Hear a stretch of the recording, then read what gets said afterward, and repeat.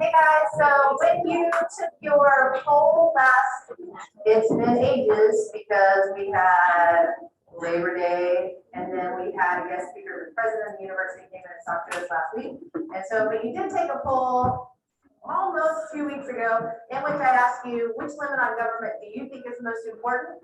51% of you said the Bill of Rights. 22% of you separated institutions sharing power, grants of power to government, 14 denials of power to government, 13%. This is the first time I've ever had grants of power to government overwhelm denials of power to government, which is interesting. So maybe I did a better job explaining it this time. That's probably what it was. Okay. But there were 190 of you that answered the poll. This is the poll date, which tells us what? What does that tell us? Not everybody answered the poll. That's true. Okay. What else does it tell us? It tells us what we can get a pretty good idea of where maybe the University of Oklahoma students are on this issue, right? With this class and the other class, it's a decent right number. And but at this particular time, right? Remember, polls are snapshots. Polls are snapshots. They have done something weird to my thing up here, you guys, and so I'm having to use this computer. I can't do the important things of just clicking my clicker, so we're gonna work with it though, and it's going to be fine. So let's talk about federalism today. Federalism, there are some disadvantages for democracy with federalism, all right? I think I actually have advantages and I skipped it, so let me go back.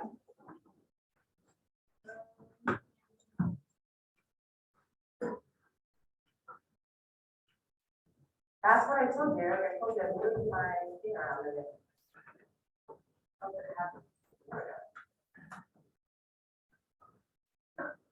have to go fix it in a second. But the advantages for democracy with federalism is that there are more access points, right? What does that mean? What do I mean, more access points? Exactly.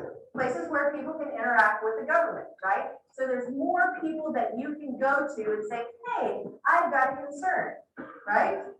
It also means that there is a greater opportunity for participation, right? You can vote at the local level, the state level, you can run for office at the local level, you can help with a campaign at the state level, all of those things, right? And you guys at this point, you know, there's lots of opportunities for you, particularly at the local level. Usually the age is 18 at the local level that you can run for office. Why not? Right? Why not? So there's lots more opportunities for participation. You can also attend things like city council meetings. I used to make you guys go to one political event, write about it. But Norfolk City Council got really tired of seeing like 500 of you show up on a night, and they're like, what's going on? Right? So, but this is a way that you can participate. There's more levels and more opportunities for responsiveness, right? So that means that you can go to your local government, right? But it also means you can go to your state government, your federal government, and it depends on which level, right, whether it be local, state, or federal, is the one responsible for the issue. And sometimes they overlap, a lot of times they overlap, right? But you might get an answer at one place and not get an answer at another place. So there's more opportunities for responsiveness. States are going to act as policy incubators. Any idea what that means? Policy incubator? Yeah. States will implement policies that might apply on a federal level, but they're more than Sometimes, yeah. And so states maybe are going to implement a policy and to see if it's going to work in other states, but also maybe at the federal level. That's absolutely right. And we see if it works there, and if it does, maybe it's applicable, maybe it's not, right? And so where they're gonna like grow them, like change them, make them where they're like, okay, like federal government is more likely to pass this if we alter it, change it, shape it, where it's like effective. Somewhat, right? I mean, that's a nice nuance, right? This idea that maybe we have the state of Oklahoma that passed a policy that looks kind of like this, and Arkansas says, you know, that's all right, but we think if we did this to it, it might be a little bit better. And so it is an opportunity for these policies to grow until maybe they are something that the federal government as a whole says, you know what, this is a good idea. Let's see if we can't implement it more widely, or if just other states say, hey, this is a good idea, let's implement it, but maybe change it this way. That's a great nuance. And finally, it's going to reduce conflict at the national level, because we are going to fight about pig farms in Oklahoma. We are not going to fight about pig farms in DC. What's the deal with pig farms? Anybody know? Anybody from Western Oklahoma? Guiding folks? Why do we fight about pig farms in Oklahoma, Speaker McCall? One area of agriculture that competes with other areas of agriculture. There is a very substantial processing plant in the far western part of the state of Oklahoma that employs a lot of people of controversy and has its own controversy surrounding that.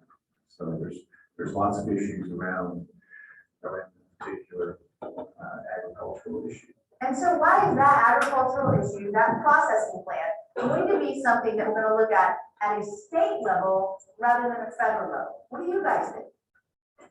And what sort of controversy? Yeah. It's just not something that would apply to every part of the country, so it would make more sense to deal with local problems where it's happening, because people are gonna understand the situation. It doesn't apply to all parts of the country, and it makes sense to deal with local issues where they're happening because people understand the issue better. Perfect, right? When we talk about this in terms of Oklahoma, you have things like, you know, pig runoffs, is gross and it gets in groundwater, right? And that affects people around it. But at the same time, it's employing lots of people, right? And so you have this trade-off, and this is a deal, this is something you really have to deal with, really at a state level. And so we have. So I'm going to go back and to my slides in the right order, and I'm sorry if these are out of order. I will fix them online, I promise. But there are also disadvantages for democracy with federalism, okay? We have quality of services differing from state to state. And so you can go across a state line and suddenly the education system is completely different, better or worse, right? Is this an area where Oklahoma does particularly well? Rhonda says, yeah, because she loves me, that's why, right? But here in the second row, we have some detractors. Why not?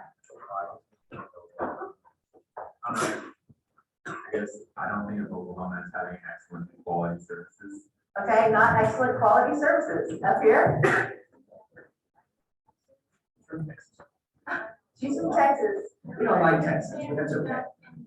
Like the education system, we're required, especially throughout elementary school and I think even middle school part, instead of doing like a regular US history class or like world history class every year, it's like every 3 years we would take a Texas history class because it used to be a country, so we would entire school year dedicated to, I mean, for like like history of Texas. And I remember I did it like 4th grade, sixth grade and like middle school, all a Texas history class. And how many people told you as a teacher that Texas could still secede from the Union? Oh, I hear it every year, even in my non-Texas history class. It's not true, okay? It's I not mean, they true. pledged to the states, It's, like, it's not true. Quality services are gonna change, and states may not provide services to their own people in order to keep other people out, right? And so we see a lot of this with things like healthcare, the way that we recycle even, right? Michigan, for example, has for many, many years, had a state program recycling for glass and, are you in Michigan? Glass and aluminum? I Yeah. went to high school there. Okay, so if you wanted to recycle, could you get some cash for that and like pay for gas for your car? I don't know, I was in a boarding school, we just had like. You're like, no, I did not do that, right? But you could have, right? So, because of this particular policy, for example, every summer Michigan attracts large quantities of homeless people that kind of navigate between Michigan and other places. They also provide methadone clinics and things like that to help people with addiction problems. And so other states are going to say, no, we're not going to do that because we don't want that influx where we are. But that also means they don't help their own people with those issues. Local interests are going to oftentimes impede national majority support for issues. This is something we're going to talk a lot about when we get to public opinion. And so rural states are going to hold power unequally. Why do rural states hold power unequally? Why do they have more power than more urban or more populated states?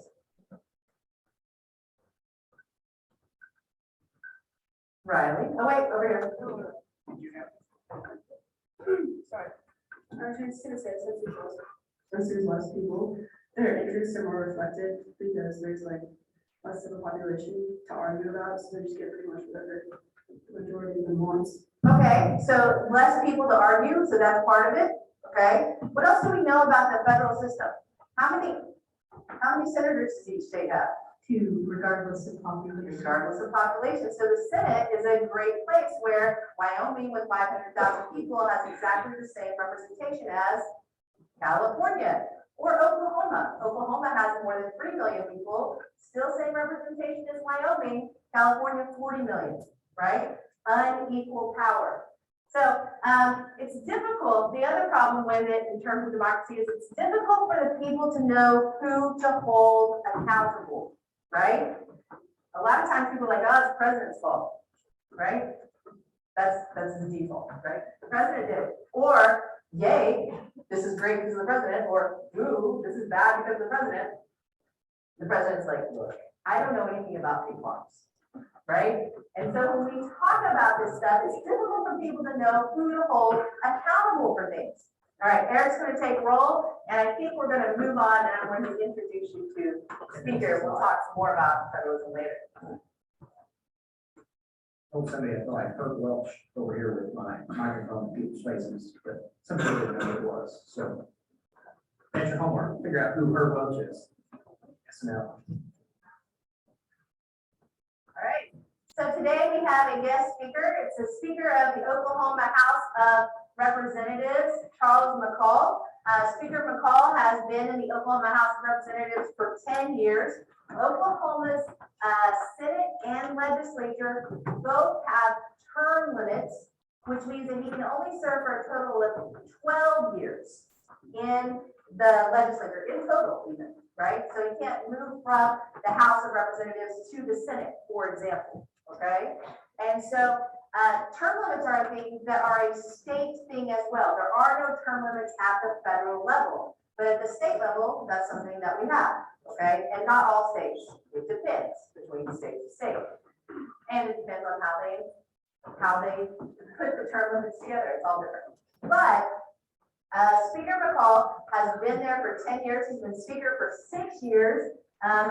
It looks like he's gonna do pretty well in this next election.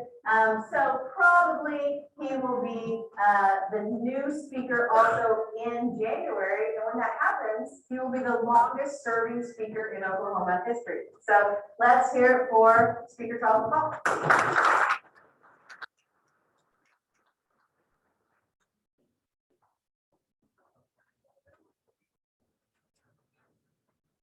And I'm gonna give him my microphone.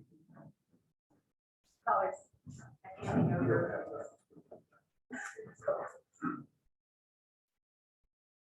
have a pocket.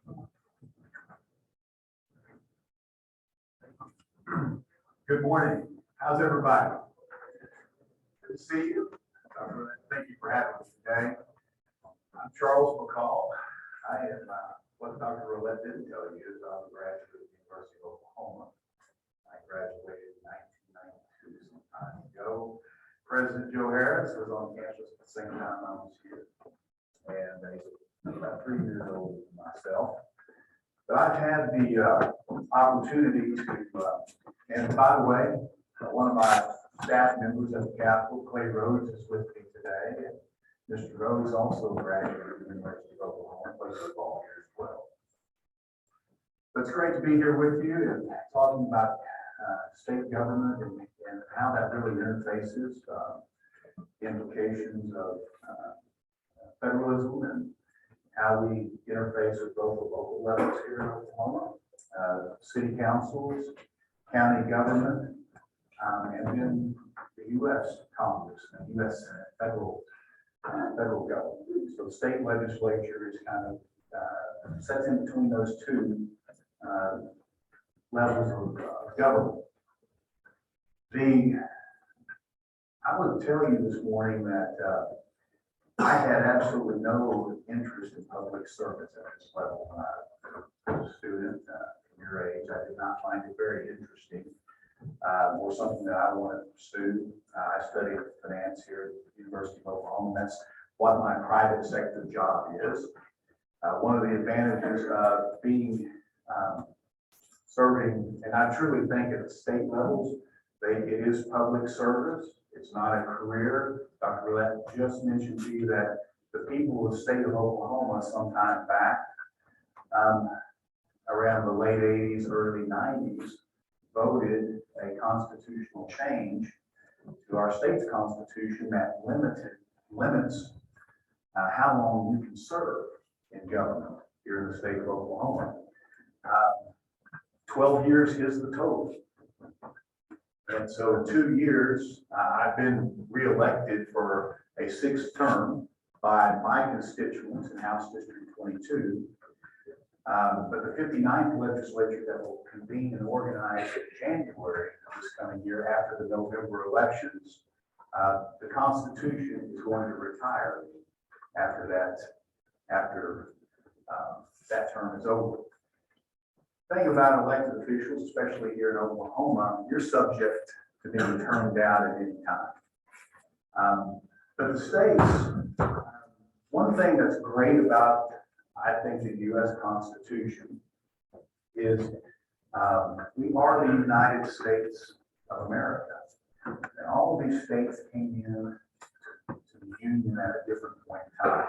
Oklahoma is the 46th state to the Union. And each state, basically the 10th Amendment to the U.S. Of our Constitution, says that, I'll simplify it, but it basically says where the U.S. Constitution is silent, the states have the choice to come up with their own structures and the way that they do things. Dr. Roulette also talked about some of those direct implications. Term limits, we just talked about that. Another one that's been a hot topic over the last couple of years are elections. Now, elections are not controlled at the federal level. They are left up to the states. Our election process can be completely different. There's some standards, but we do elections differently than other states. We have the benefit of looking to see where policy has worked in other states. We don't have to reinvent the wheel state by state. We can, when we run into an issue, 2 winters ago, we had this major winter event that we haven't seen in Oklahoma in a long time. 10 days of sub-freezing weather. so cold that natural gas at the wellhead froze. Wind turbines were frozen, couldn't produce electricity. And you had blackouts in some areas for energy, you had some brownouts. And for 10 days, and the spot price of gas went through the roof. We have not seen a weather event that's really shocked our economy for a 10-day period. It cost us $4 billion, $3 to $4 billion at those 10 days did. The ratepayers in the state of Oklahoma. So rather than everybody receiving a $2,000 electric bill the following month, we had to figure out, now, how do you address an event like this? Something that doesn't happen very often, but has a big impact on the people of your state. Well, rather than reinventing the wheel and us getting in a room and start talking, spitballing ideas and thoughts, you go to other states that have experienced it before. So I pick up the phone and I call Speaker Chris Rouse in Florida. Florida has weather events about every year or 2 years with hurricanes, and they run into the same issue. And he and I can collaborate on how that state has figured out how to make that as palatable for their constituent base to stabilize the situation. And basically what we did, we followed kind of what that state has done, which is you set up a long-term payout and to keep utility prices down and let the ratepayers pay for it slowly over time. And that's how you address crises. That is one of the things that is a big advantage to a federalism approach. We can tailor, now we took that policy and we did it a little bit differently than what Florida does. We could customize it. We could tailor it to Oklahoma and what the people here in Oklahoma could do. Our population is so much smaller than Florida. You have to take those things into consideration. Another thing that I'll tell you has been controversial over the last few years. I mean, nobody saw the pandemic coming. We never saw it. Nobody suspected that was going to happen. And you had to respond to it. But the states there's a lot of controversy on how to address that. The federal level engaged, the state level engaged, and Oklahoma was one of those states that did not completely agree with what the current federal administration wanted to do. The Oklahoma legislature passed probably the most significant piece of legislation in that session was a piece of legislation known as House Bill 1236, which basically set up a mechanism for the state of Oklahoma to constitutionally pursue its 10th Amendment rights. We could say, in the absence of the Constitution saying that the states will do these things, the states get to weigh in, and set their own policy. There's 101 members in the Oklahoma House of Representatives. There are 48 in the Oklahoma Senate. Between those 149 people that are elected by constituency groups throughout the state, we consider legislation, and by a majority rule, we pass legislation on how we're going to address things on behalf of the people of the state of Oklahoma. There are people on both sides of the issue. I'm not here to talk about what's right, what's wrong. Everybody has a right to their individual view, but that's why elections are important. But the founders and the framers of our country and our Constitution were pretty wise. It is hard to get to see change in government, especially at the federal level. The media portrays the federal level as being very much in gridlock a lot of the time. There are a lot of, there's 435 members of the U.S. House in Washington, D.C. versus 101 at the state level. But it's a wise design to let the states be able to address situations of crisis at the state level, rather than waiting on the federal government to be able to coalesce around policy. Sometimes you have to address things quicker and get things taken care of.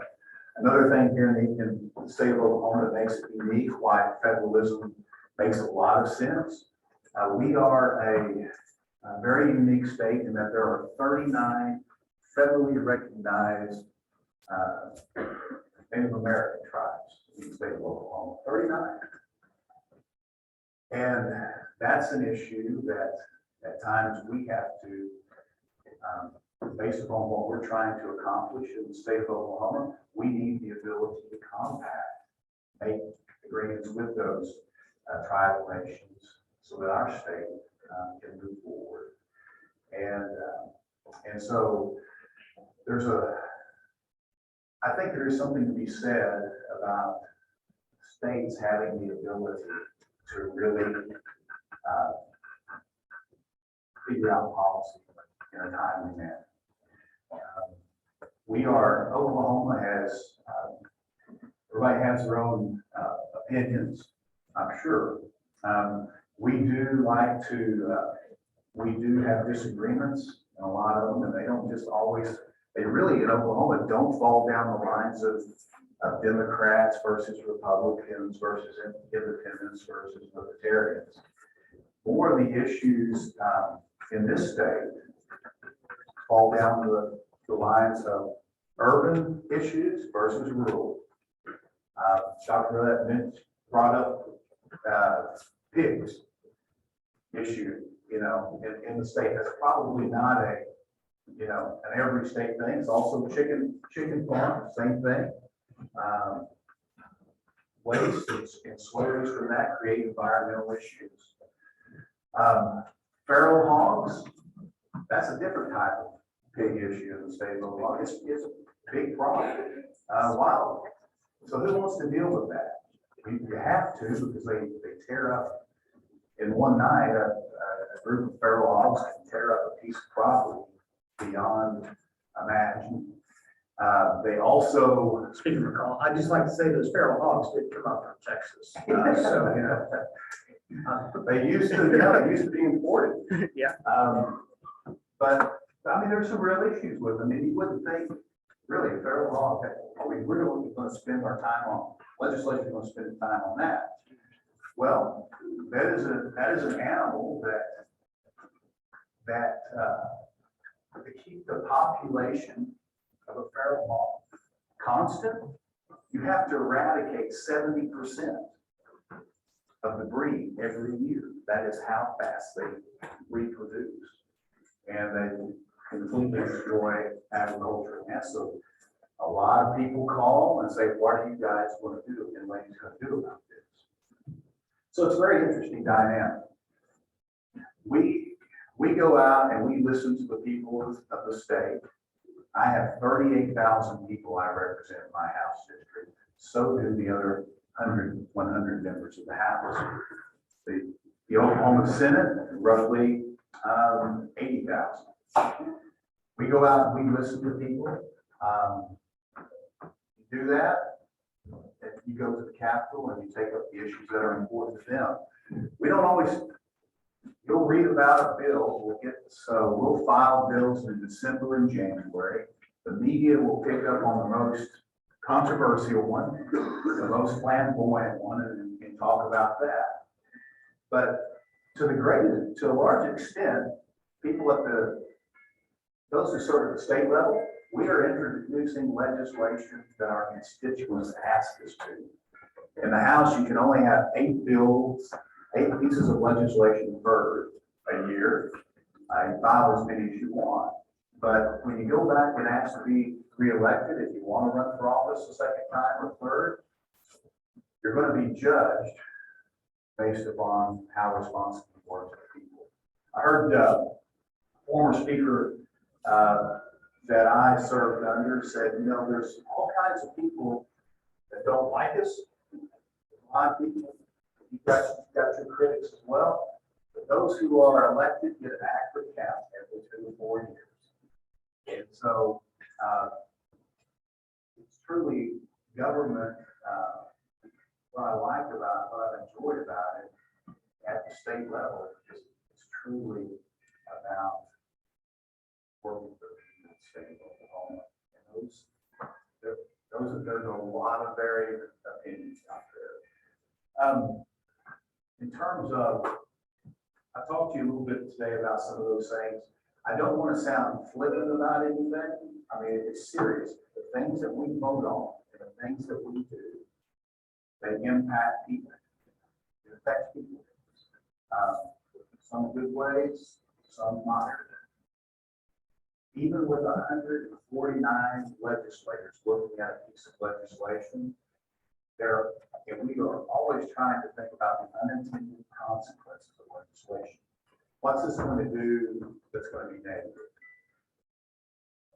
We can spend a lot of time to try to eliminate that, but there's always something that comes out of a piece of legislation that doesn't work out the way that you thought that it would. And you have to go back and you have to try to fix that. And that's what we'll do this year. But after the elections, November the 8th this year, the general elections, those will be certified on the 15th. We'll convene informally as a caucus. At the federal level, they call them conferences. Here at the state level, we call them caucuses.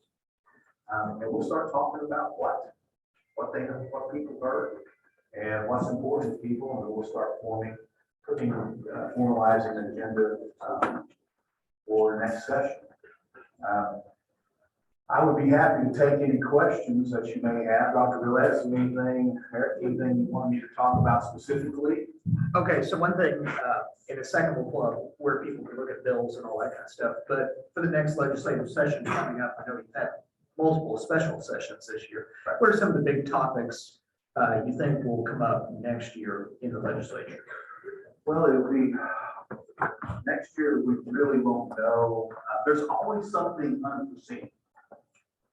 Pandemic, nobody saw that coming. No state, not even the federal level. The winter event, there's always something just about every year that we don't foresee. We know it's likely coming, we just have to be ready to respond. Currently, what we are working on is everybody's been experiencing inflation. It's cost more to buy. Both of my sons are students here at the university, and their rent's higher, their food expense is higher, everything's higher. We are in a special session over that issue, and we called ourselves into, that's the governor called us into that special session. The House has passed some measures over to the Senate, different options, waiting for them to continue the process. We're also going back into a special session into this month on ARPA dollars. There are $1.8 billion that we're holding from the federal government that will be pushed out for services in big areas of the state. But next session, January, we'll just have to get together and talk about it. Oh, this is where you can find a picture or what Speaker McCall has authored, all that kind of stuff. Just put the, I don't know what this one is, but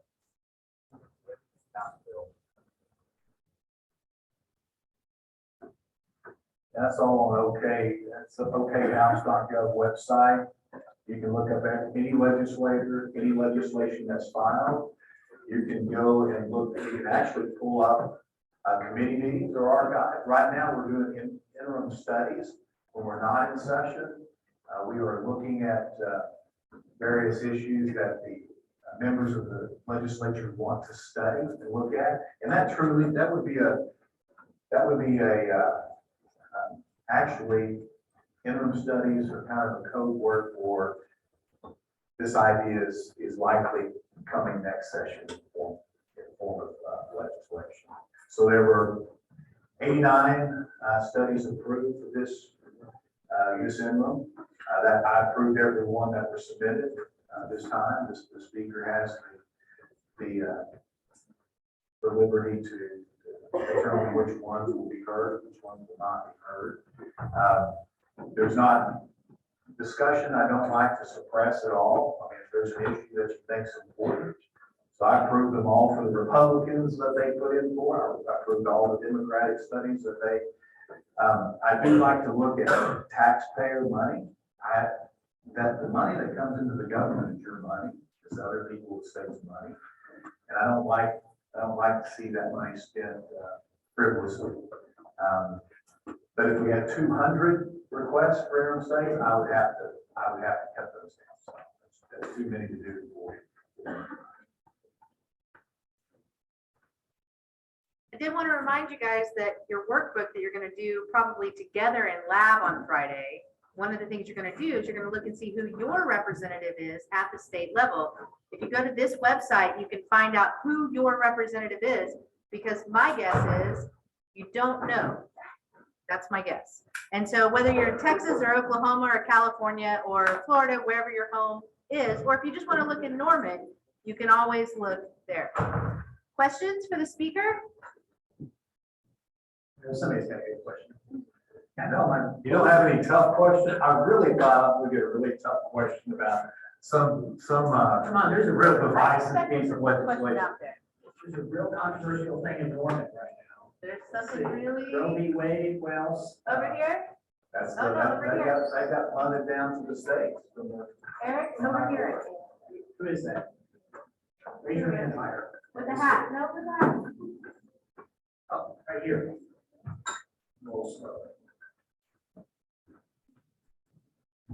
So you talk about keeping the money within the state, trying to see where it's spent. So as the House Speaker, and your general, your job is to preside over everybody's use.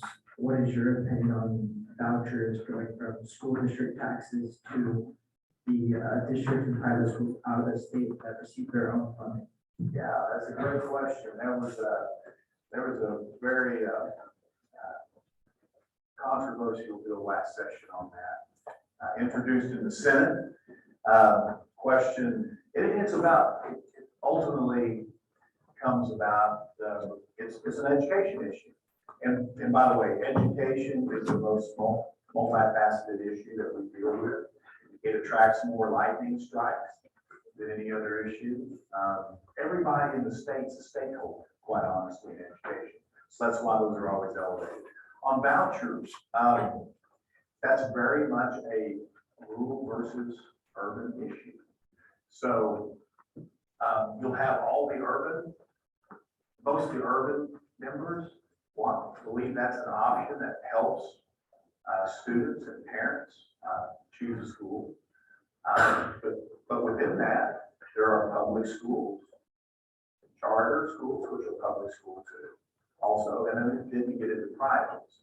And then there becomes this conversation about should public monies go to fund private schools. I will also say, from a private school standpoint, private schools don't really want government money, because then they are no longer technically a private school, you could argue. There are mandates that come with monies. For House District 22 is where I live over the eastern side. It basically lies in between US 75 to the east, I-35 on the west, and the southern part of the state. There are no private school options in my district. So as Representative Charles McCall, not Speaker Charles McCall, as the Speaker, I speak for the entire House. As a representative, those are the people that send me to the Capitol.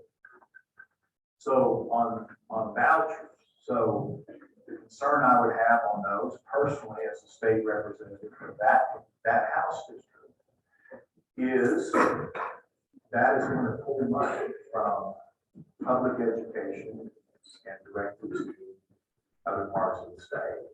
So I have concerns about that policy.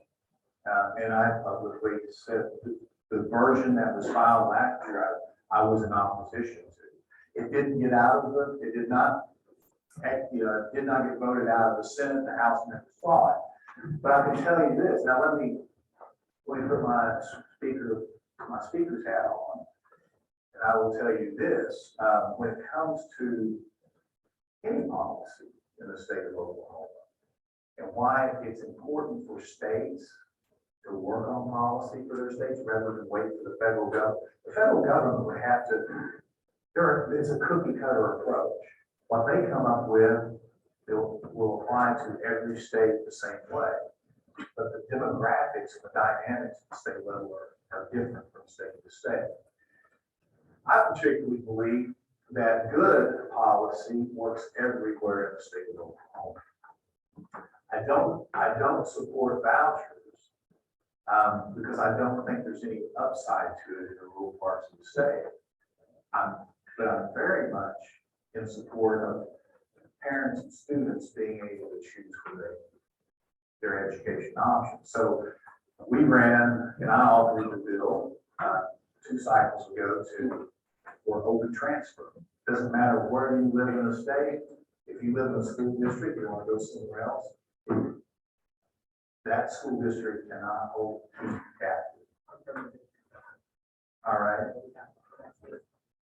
Yeah. So that policy versus the voucher, open transfer will work anywhere in the state. Vouchers, very, very limited. If you live in the urban areas, that might be an option for you.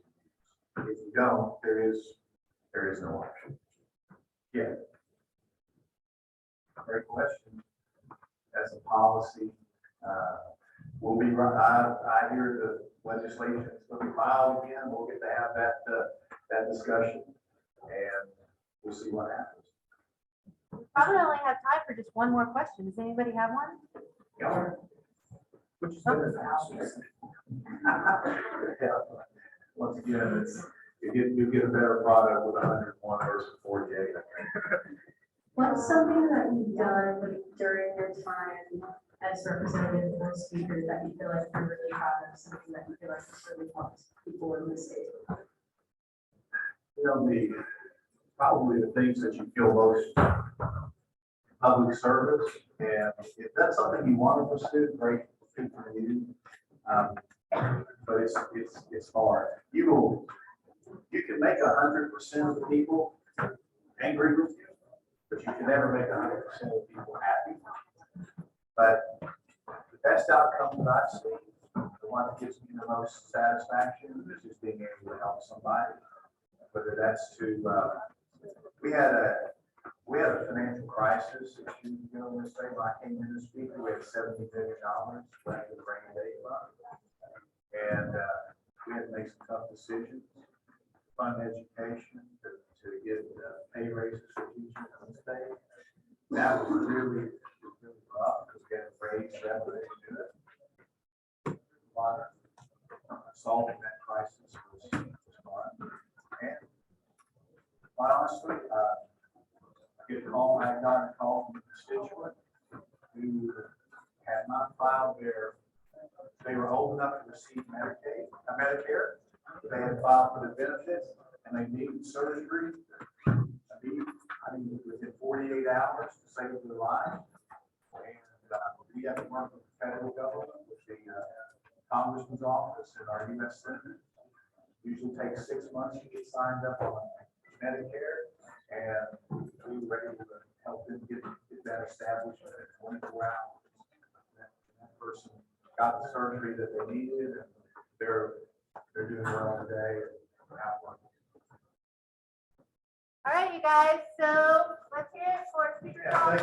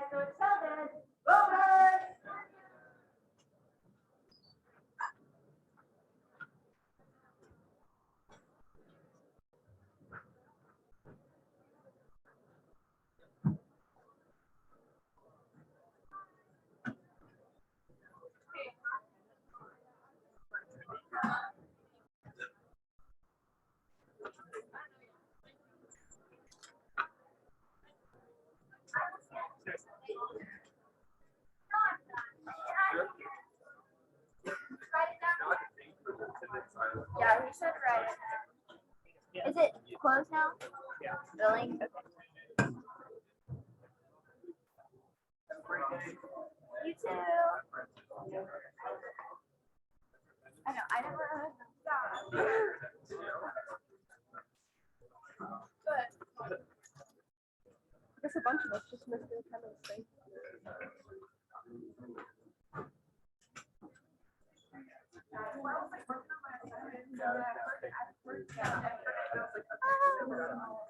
D-I-C-K. Yeah, dude, I always do that.